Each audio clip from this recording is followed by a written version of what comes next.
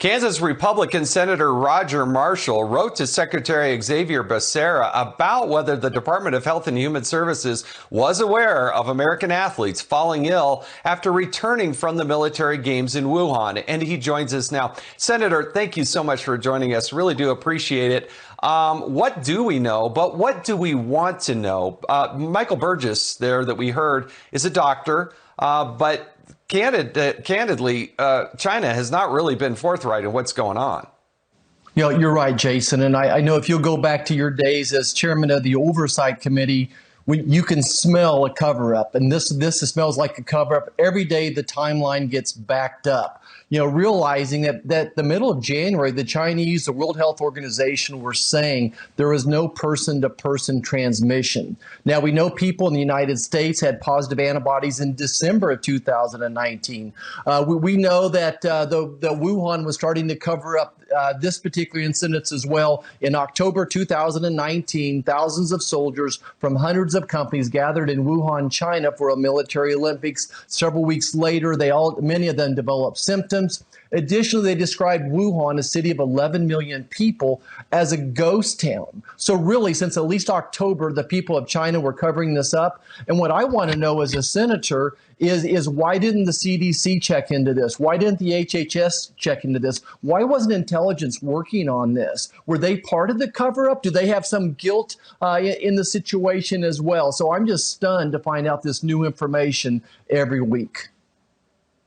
Now, the Biden administration is warning that we may never quite know with certainty what's happening. But what are they doing, if anything, that you can see from your perspective as a United States Senator to actually push the Chinese regime to actually being more candid and forthright with our investigators? Well, certainly not enough. They do have an investigation underway, but I'm not expecting them to find anything that we don't already know.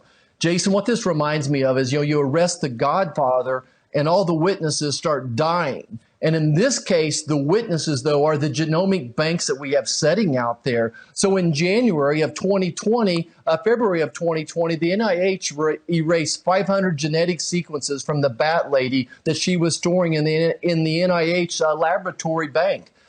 Going back to 2019, in September, the bat lady erased a bunch of viruses from the WIV laboratory bank that we had access to. So the witnesses are all dying. There may be something, though, on the cloud server that we can dig up. We're finding bits and pieces everywhere. But what we have to do is start holding China accountable. We can sanction them. We can seize their assets. But what they need is public shaming, that we have to shame them, and not just the United States, but we need other countries to shame them as well. We need to start bringing in product lines, manufacturing back jobs back to the United States, do all those things to publicly battle them.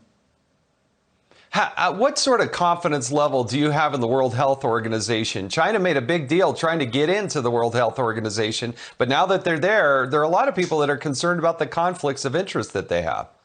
Well, unfortunately, the World Health Organization has a very bad reputation, that they've been bought and paid for by China. The leader of the World Health Organization is a handpicked person from China. China's not dumb. They went into Tedros is his name, and went into his country. They loaned him money like a loan shark loans you money, and they got him this position as head of the World Health Organization. They certainly have failed, and this is why we need, whether it's the Quad or the G7 or the G20, but we need multiple nations looking into this and holding China accountable, and then starting this shaming in some way. They should be ashamed that they invented this bioterrorism weapon. They should be ashamed they leaked it from the lab. They should be ashamed that they covered it up. They should be ashamed they can't even make a vaccine right now. So this public shaming has to come to fruition. So the concern is that the Biden administration is giving this some lip service, but not actually doing anything. Listen to what the former director of national intelligence, John Ratcliffe, had to say about this when he spoke with Maria Bartiromo recently. What should be the accountability that you'd like to see as a result of the CCP allowing this deadly virus to escape its borders? And why hasn't Biden brought up the origins of COVID with Xi Jinping now 6 months into his term? Yeah, as you know, Maria, after the election, I wrote an op-ed calling China our #1 national security threat and talked about, as the person who's seen more intelligence than anyone in the country for the past year, just how clear it is that they are not just an adversary, but someone that wants to supplant us as the world superpower. And my hope was that as we shared that intelligence with the incoming Biden folks, that they wouldn't just have tough rhetoric on China, that they would have tough actions. And clearly that's not been the case. Your reaction, Senator? Well, Jason, your listeners need to realize that China wants to own the world. That is their goal right now. And as you pointed out many times, they steal $500 billion of intellectual property from us every year. 90% of the counterfeits and the fentanyl that come into our country are made in China. It's maybe exponentially worse than I expected when I got into the House and now the Senate as well. We do have to hold them accountable. It's going to be painful. It's going to be painful for this country and for the world to say, look, we cannot do business with you when you lie, when you cheat, when you steal from Americans. So we're going to have some really tough love when it comes to dealing with China. Focus on, again, bringing these supply chains back to the United States. We have to start by doing that yesterday. Very quickly, Senator, before we go to commercial break, the EcoHealth Alliance that Maria Bartiromo has talked about extensively, our government gave them an awful lot of money. There's a lot of suspicion there. Exactly. If I could call one witness to our bipartisan healthcare health committee, I would like to call Peter Daszak, who heads that. We do need to follow the money. It wasn't just money from NIH, but also the Department of Defense was giving him tens of millions of dollars as well. And really, they were researching bioterrorist weapons. I think that this coronavirus, this COVID-19, fits exactly into a man-made virus. When we look at this virus, it looks like something that Frankenstein would have made. So we got some deep Senator, rabbit holes to dive into. You're right. Follow the money. All right, Senator, stay right there because Democrats are aiming to expand social programs and pay for child care, health care, and climate change with tax hikes. Will they be able to push it all through using reconciliation? We'll dive into that next with the senator. Stay with us. A nearly $1 trillion infrastructure deal struck by a bipartisan group of senators has some potential, but Democrats also want to include a lot of items from a $715 billion transportation and water infrastructure bill passed by the House last week. We're back with Kansas Republican Senator Roger Marshall. Senator, are they going to be able to pass this through reconciliation?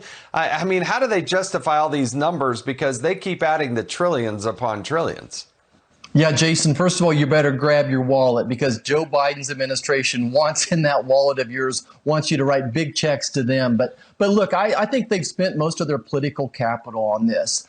A saying my dad taught me, fool me once, shame on you, fool me twice, shame on me. And the Biden White House has now fooled us 3 times.